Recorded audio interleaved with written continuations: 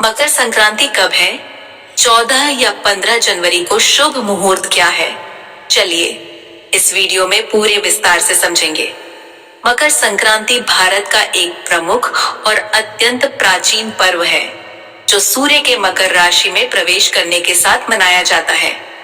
हर वर्ष यह प्रश्न उठता है कि मकर संक्रांति 14 जनवरी को है या 15 जनवरी को। इसका उत्तर ज्योतिषीय गणना और सूर्य की गति से जुड़ा हुआ है। नीचे इस पर्व की तिथि, कारण, धार्मिक सांस्कृतिक महत्व, क्षेत्रीय नाम, परंपराएं और वैज्ञानिक पक्ष सब कुछ विस्तार से बताया गया है। 1. मकर संक्रांति की सही तिथि 14 या 15 जनवरी। मकर संक्रांति चंद्र कैलेंडर पर नहीं बल्कि सौर कैलेंडर पर आधारित पर्व है। जब सूर्य धनु राशि से निकलकर मकर राशि में प्रवेश करता है उसी क्षण मकर संक्रांति होती है। अधिकांश वर्षों में सूर्य का यह संक्रमण 14 जनवरी को होता है। कुछ वर्षों में यह संक्रमण 15 जनवरी को पड़ता है। क्यों फर्क पड़ता है? सूर्य की गति हर वर्ष बिल्कुल एक सी नहीं रहती।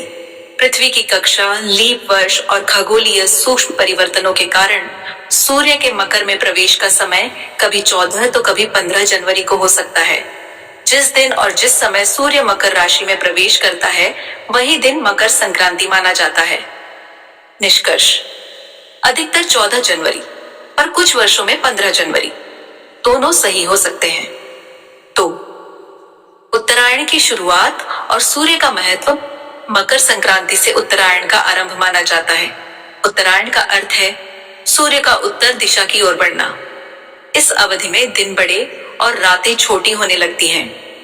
भारतीय परंपरा में उत्तरायण को देवताओं का दिन कहा गया है। माना जाता है कि उत्तरायण में किए गए दान पुण्य, जप तप और शुभ कर्म का फल विशेष होता है। भगवद गीता में भी उत्तरायण का उल्लेख मिलता है जहां इसे मोक्षप्रद काल माना गया है। 3. धार्मिक मान्यताएं और पौराणिक संदर्भ। भीष्म पितामह ने महाभारत काल में उत्तरायण की प्रतीक्षा कर इसी दिन देह त्याग किया। यह कथा उत्तरायण की महत्ता को दर्शाती है। गंगा स्नान का विशेष महत्व है। प्रयागराज, हरिद्वार और गंगा सागर में इस दिन विशाल मेलों का आयोजन होता है। दान पुण्य, तिल, गुड़, चावल, कंबल, तांबा, वस्त्र और अन्न का दान श्रेष्ठ माना जाता है। 4. तिल गुड़ का महत्व। तिल गुड़ क्या, घोड़ घोड़ बोला। मकर संक्रांति पर तिल और गुड़ का सेवन क्यों? तिल शरीर को ऊष्मा देता है, सर्दी में लाभकारी है। गुड़ पाचन सुधारता है और ऊर्जा देता है। सामाजिक संदेश, आपसी कटुता छोड़कर मधुरता अपनाएं। इसी भाव से तिल गुड़ बांटे जाते हैं। 5. क्षेत्रीय नाम और परंपराएं। मकर संक्रांति पूरे भारत में अलग अलग नामों और रंगों के साथ मनाई जाती है। समय 0.6 सेकंड। उत्तर भारत, मकर संक्रांति, खिचड़ी, दान, स्नान। गुजरात, राजस्थान, उत्तरायण, पतंगबाजी। महाराष्ट्र, तिलगुल, हल्दी कुमकुम। पंजाब, हरियाणा, लोहड़ी, अग्नि, लोकगीत। तमिलनाडु, पोंगल, 4 दिन का पर्व, सूर्य देव की उपासना। आंध्र प्रदेश, तेलंगाना, संक्रांति, हरिदासु, रंगोली। असम, माघ बिहू, सामुदायिक भोज। बिहार, झारखंड, दही चूड़ा, तिलकुट। यह विविधता भारत की सांस्कृतिक एकता को दर्शाती है। 6. पतंगबाजी का प्रतीकात्मक अर्थ। गुजरात सहित कई क्षेत्रों में पतंगबाजी प्रमुख आकर्षण है। प्रतीक, नई ऊंचाइयों की ओर बढ़ना, नकारात्मकता छोड़ना। वैज्ञानिक पक्ष, धूप में रहने से विटामिन डी मिलता है, सर्दियों के बाद स्वास्थ्य के लिए उपयोगी। 7. वैज्ञानिक दृष्टि से मकर संक्रांति। यह पर्व ऋतु परिवर्तन का संकेत देता है। फसल कटाई के बाद किसानों के लिए कृतज्ञता का समय। सूर्य की किरणें धीरे धीरे उत्तरी गोलार्ध में अधिक प्रभावी होती हैं, जलवायु संतुलन में भूमिका।